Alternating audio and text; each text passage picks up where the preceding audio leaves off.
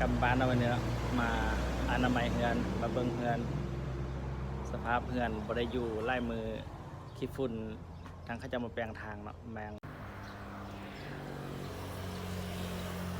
กลับมาเยี่ยมบ้านเนาะมาเบิ่งเฮือน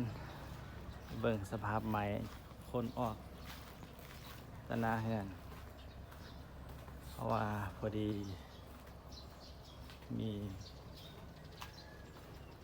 โครงการเนาะปรับปรุงเขาเจ้าแปลงทางเข้าบ้านเนาะ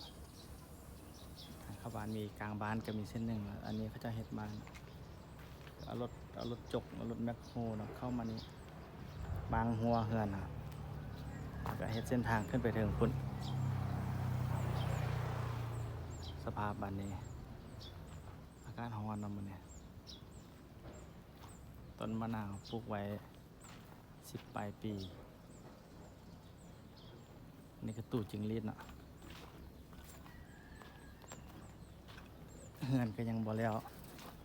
แล้วก็มาถึงเส้นทางอีก